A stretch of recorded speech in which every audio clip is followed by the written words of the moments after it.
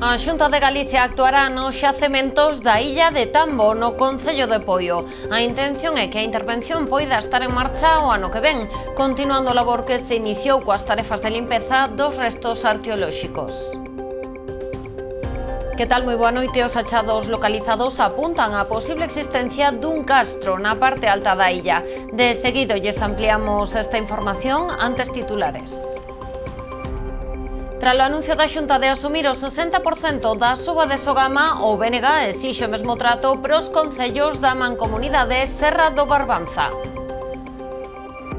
O BNG reclama á Xunta a elaboración dunha lei do viño de Galiza e a implantación dos contratos homologados. Ana Pontón, que hoxe visitou a adega Martín Kodax, anunciou que levarán estas demandas ao Parlamento. A estratexia turística do norte de España decídese en Cambados. Hoxe acolleu unha xuntanza entre Galicia, Asturias, Cantabria e Euskadi para trazar a súa estratexia común de promoción do turismo verde. As xornadas da Pobra no Tempo celebranse o 28 e 29 de setembro. Arqueoloxía, historia, onomástica e literatura centrarán a 7ª edición. O Festival Revenidas arrancou onte en Vilaxoán, unha xornada inaugural na que se reuniron máis de 6.000 persoas. Estamos nas novas do día, comezamos.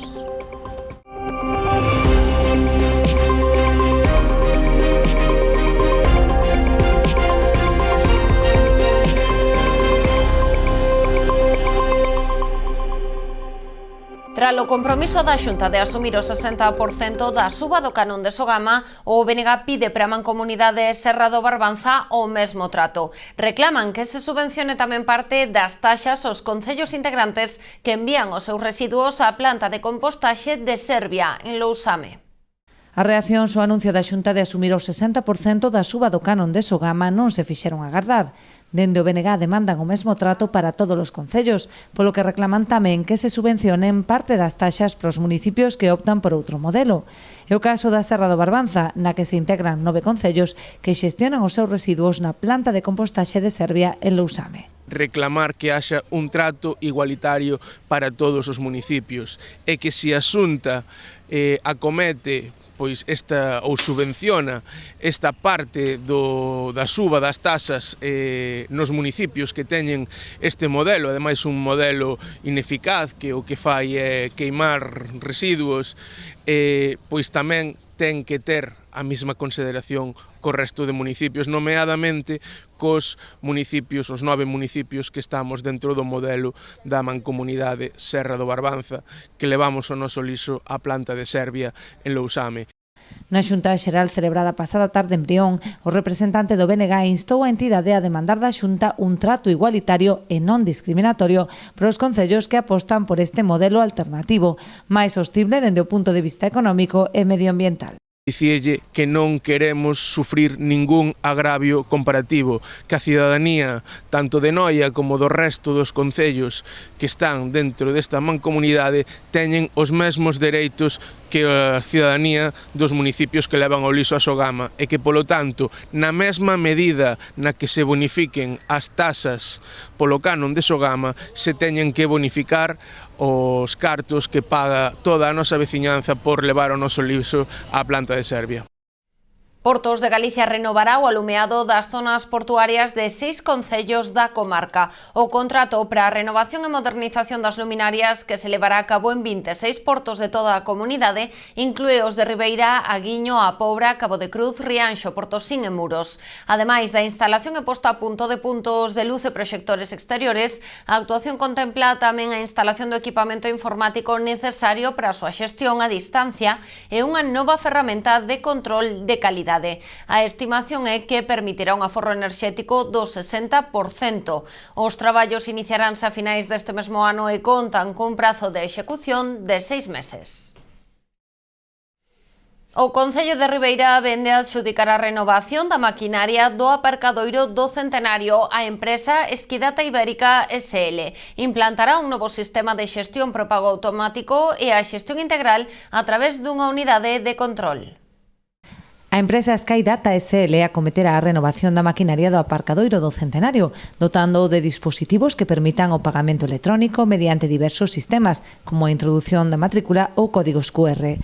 Ademais das vantaxes para os usuarios, este novo sistema permitirá optimizar a xestión por parte do Concello, que disporá dunha unidade de control local con acceso en tempo real ás funcionalidades do sistema. Elaborarase unha base de datos coas lecturas de matrícula, imaxe do vehículo, número de etiqueta ou abonado e data e hora de entrada e saída.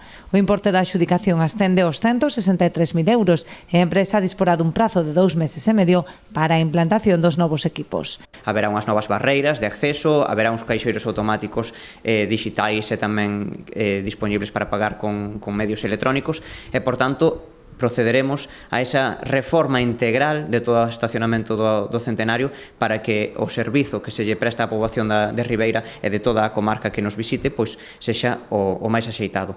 Con esta adxudicación o Concello avanza na renovación integral do aparcadoiro para mellorar o servizo. Súmase a actualización das tarifas e a contratación do servizo de conserxería que permitiu abrir as 24 horas.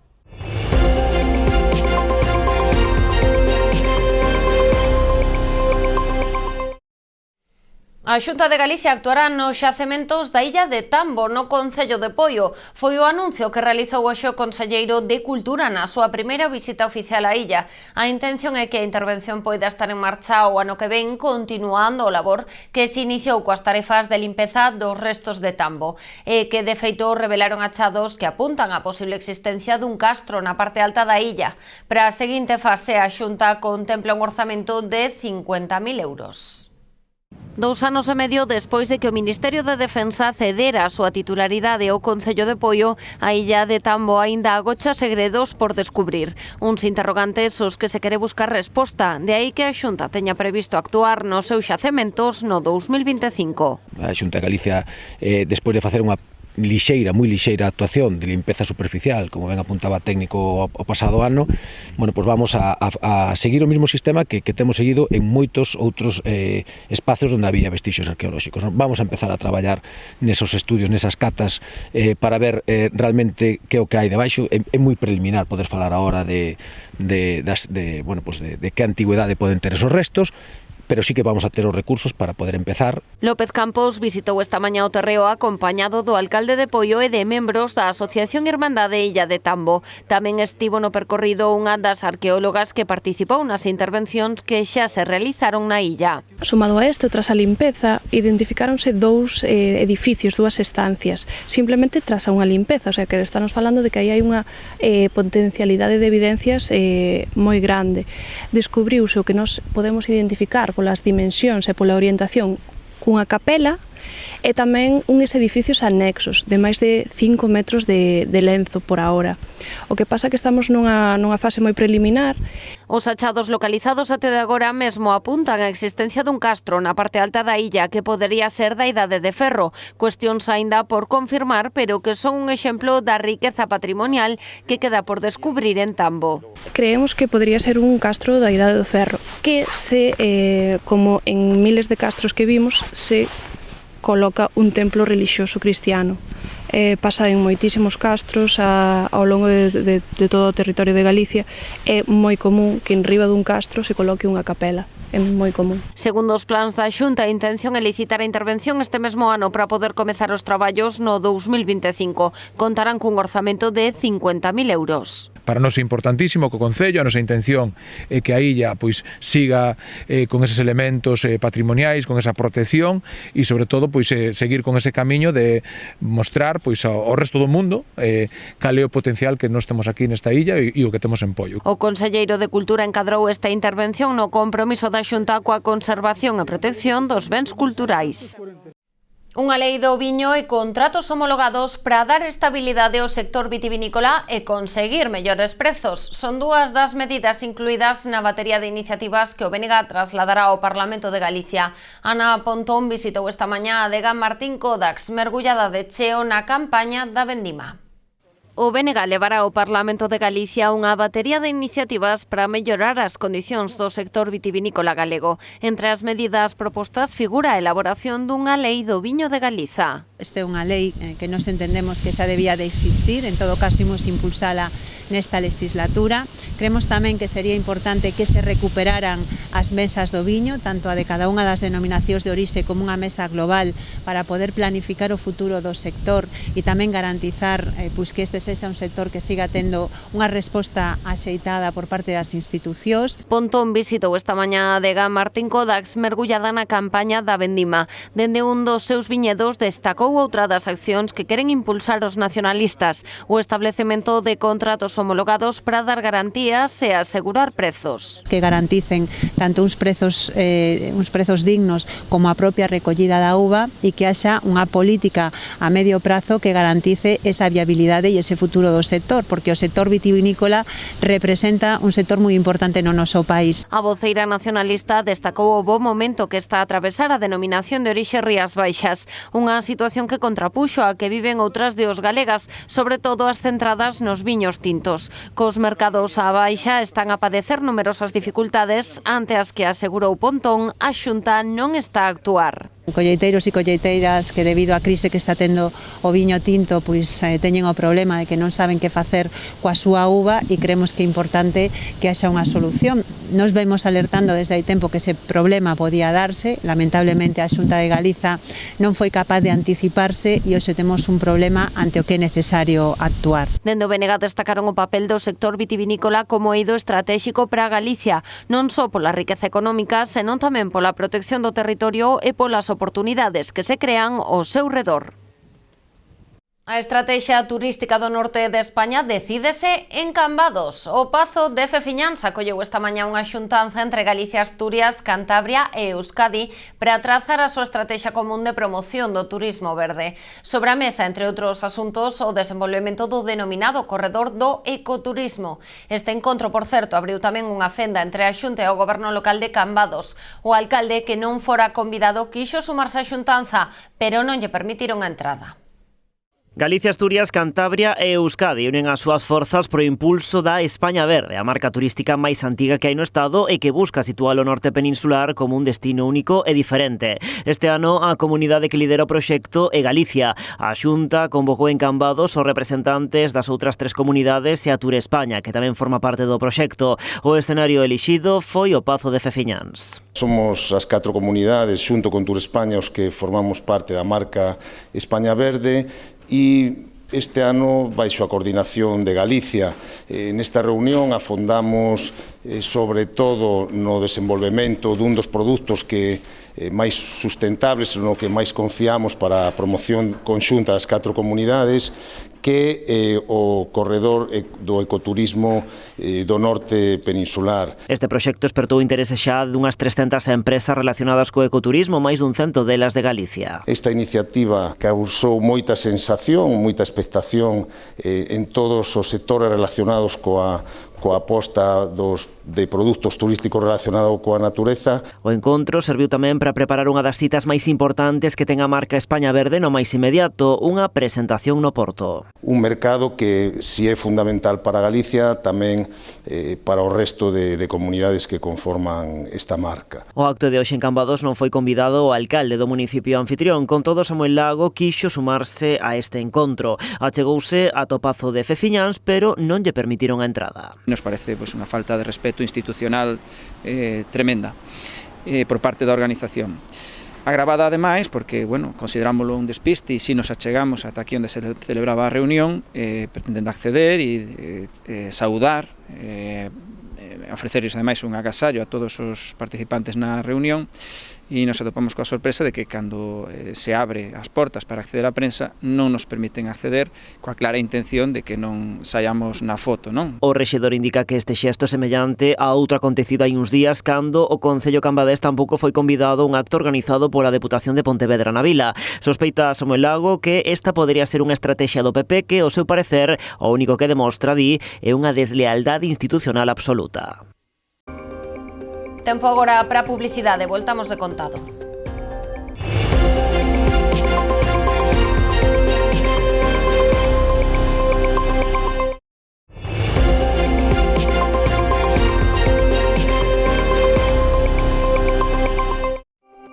A Deputación da Coruña organiza o Rede Coworking Fest. Trátase dunha iniciativa encamiñada a impulsar o emprendemento na que os 11 espazos que integran a rede provincial acollerán unha ampla programación ao longo da próxima semana. Serán en total 28 eventos, entre os que destacan xornadas de portas abertas, visitas, obradoiros, charlas formativas, encontros empresariais e ata unha feira labrega.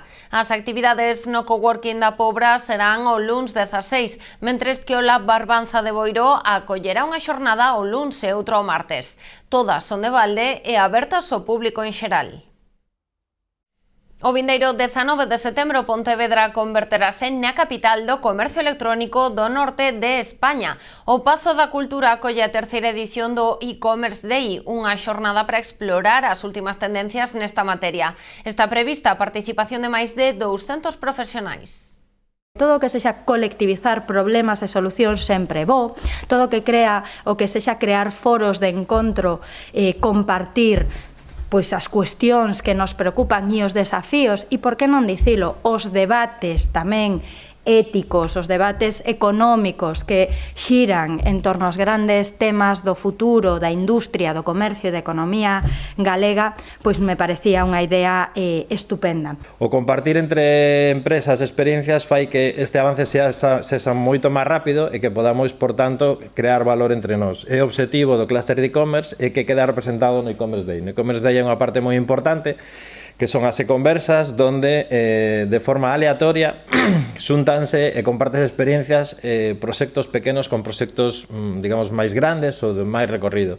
Está pensado para os que teñen unha xollería no barrio ou unha tienda de libros, están pensando en como utilizar a pata digital para mellorar o seu negocio. É dicir, que ao final, aí está un pouco a relevancia de Internet, que non debemos estar vendo como un problema, sino como unha oportunidade para abrir novas vías de negocio. Os relatorios desenvolveránse ao longo de toda a xornada dende as 8:30 da mañá ata as 7:30 da tarde. A programación dividirase en 10 bloques de contidos, entre os que se inclúen 4 intervencións e outras tantas mesas redondas. Nas sesións abordaránse temas de actualidade como os desafíos do emprendemento digital, a selección das mellores tecnoloxías para vender online ou os retos do SEO ante o auxe da intelixencia artificial xenerativa. Pola palestra pasarán expertos e marcas de recoñecido prestixio, como Freshly Cosmetics, Roberto Berino, Pull&Bear ou FNAC. A experiencia completarase coas e conversas, que buscan fomentar a interacción con reunións breves entre os asistentes pensadas para potenciar a aprendizaxe e as sinerxías no ecosistema local. O comercio de Sanxenxo traslada esta fin de semana a súa oferta á Praza dos Barcos. Este mediodía inaugurouse a Feira de Oportunidades organizada polo Centro Comercial Urbano Entre Tendas coa colaboración do Concello e da Xunta. Máis dunha vintena de establecementos participan nesta edición con descontos que acadan o 70%. A proposta completase cunha programación pros máis cativos. Entre as 6 e as 8 da tarde haberá varias actividades de volta ao cole, con música, pintacaras ou sorteos de material escolar. O horario de apertura dos expositores será continuado dende as 11 da mañá ás 9:30 da noite. Que veñan a ver as nosas tendas, que van a ver unha mostra do que é o comercio local de Sanxenxo. Temos de todo, roupa de neno, roupa de muller, roupa de home, complementos, bisutería, bueno, en xeral de todo tipo. Isto é unha mostra de todo o noso comercio que se estende moito máis alá do verán. Como podedes ver, en Sanxenxo temos todo tipo de comercio que axuda a dinamizar o noso pobo e, bueno, simplemente unha chamada a todos os visitantes e veciños que, como vedes, o tempo tamén acompaña. Esperemos que sea un fin de semana moi bo para todos, sobre todo para os comerciantes que hoxe están aquí, que deixaron o seu local físico para acercarse para aquí este fin de semana.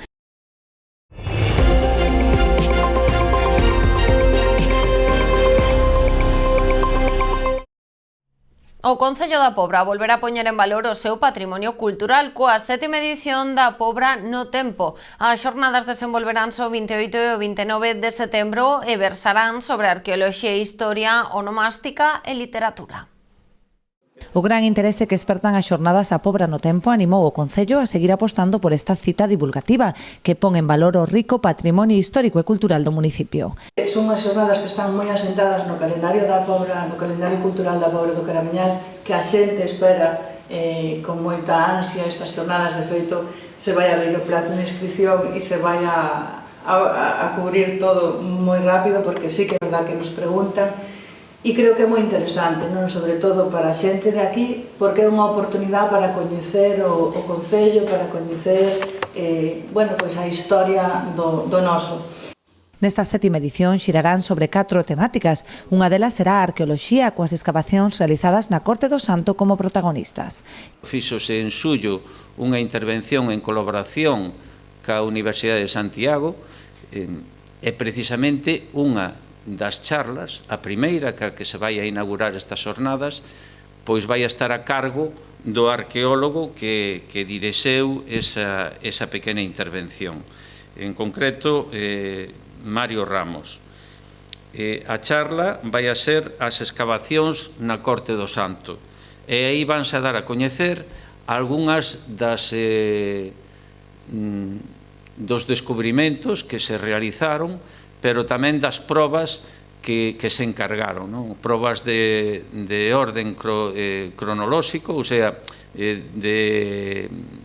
as probas de carbono 14, que nos van a dar seguramente algunha pista pois da antigüidade destos restos. Tomarán o relevo o historiador Xosé María Fernández Pazos coa historia do naufraxio do Santa Isabel e a lingüista Ana Isabel Boullón Agrelo cunha interesante charla sobre os apelidos da Pobra. Pechará o programa de conferencias o sábado a pedagoga Pilar San Pedro, debullando a presenza da Pobra como escenario da literatura galega. O domingo terá lugar unha visita guiada polo xornalista Manuel Gago ao redor da Portela. Os interesados en inscribirse poden facelo no enderezo electrónico bibliotecadapobradocaramiñal@gmail.com ou no teléfono 981 83 1633 ata o 26 de setembro. Aqueles que non poidan asistir poderán seguilo por streaming a través do YouTube do Concello da Pobra. O Concello de Outes oferta este outono unha serie de andainas para poñer en valor o seu patrimonio. Serán 4 percorridos guiados que terán lugar nos meses de setembro e outubro. O Concello de Outes segue a divulgar o seu patrimonio a través de distintos roteiros. Rematadas as andainas de verán, oferta outras 4 rutas polas parroquias de San Cosme, Cando, Santo Ourente e Tarás. Van a ser 4 rutas separadas en 2 semanas, cada 2 semanas. Sairán todas o domingo ás 9 da mañán dos diferentes puntos de encontro. A primeira será pola parroquia de San Cosme, a segunda por Cando, a zona de sairase da igrexa parroquial de Cando de San Tirso, irase ata a Catedral da Electricidade, inda que movamos algo os marcos do Concello. Despois a terceira será por a parroquia de Santo Ourente, pola zona do Castro e as capelas de Santo Ourente, e remataremos o domingo 20 de outubro na parroquia de Tarás. Iremos a Santa Lucía por Entins. Desenvolveránse os domingos con frecuencia bisemanal. Son rutas de baixa dificultade, todas elas por baixo dos 10 kilómetros. Son rutas guiadas que pode facer calquera porque teñen un recorridos de aproximadamente 7 ou 8 kilómetros, non teñen unha duración longa, fan separadas para ir explicando cada un dos recursos patrimoniales polos que se pasan. Para participar é preciso inscribirse o luns anterior á celebración de cada unha das rutas. Vilaxoán xa baila ao ritmo do Revenidas. O festival vive hoxe a segunda das súas xornadas con algunhas das actuacións destacadas do cartel deste ano. Entre elas, La Pegatina, Miss Bolivia ou as galegas Fillas de Casandra e Lontreira. O Revenidas arrancaba este pasado xoves con bandas como Lendacaris Muertos ou Muchachito Bombo Infierno, coa súa primeira actuación en Vilaxoán. Da aquí da ría Vértebras ou The Tallest foron outros dos nomes que soaron a pasada noite no festival. Unha primeira xornada que, como xa é habitual, rematou coa Duende Neta, un dos seus ingredientes imprescindibles. Ademais, o Revenidas quedalle por diante unha intensa axenda de fin de semana. Este sábado estarán en Vilaxoán, entre outros, Tanxugueiras, Derrapants, Guadigalego ou Catuxa Salom. O domingo celebrarase a Sardiñada Popular no Parque de Dona Concha. Nese mesmo espazo actuarán Camaño e Ameixeiras, Denin Juérez ou Xia Lambona e a Banda Molona. E dentro duns minutos aquí en Canal Rías Baixas celebramos os 25 anos do Verán Verán. Coincidindo co derradeiro programa desta tempada de 2024, o espazo vai conmemorar o grande as súas 25 tempadas en antena. Ademais de recuperar anacos do arquivo, o noso compañeiro Dani García recibirá dúas antigas presentadoras do magazín, Úrsula Lorenzo e Silvana Moril. Coa súa axuda irán repasando algúns dos grandes momentos que nos deixa este programa nestes 25 anos.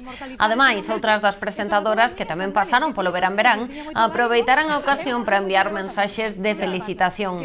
Neste último programa desta tempada tamén participará o alcalde de Sanxenxo, Telmo Martín, para facer balance do que deu de si a campaña turística estival no municipio.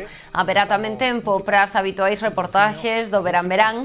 Esta noite, por exemplo, achegaránse ata a Carreira Popular de Meaño, a Feira da Cebola de Sanxenxo ou a Feira Franca de Pontevedra. Así que xa saben, non muden de canle para seguir este derradeiro programa do Verán Verán 2024. A actualidade volve a Canal Rías Baixas o luns. Que pasen unha feliz fin de semana.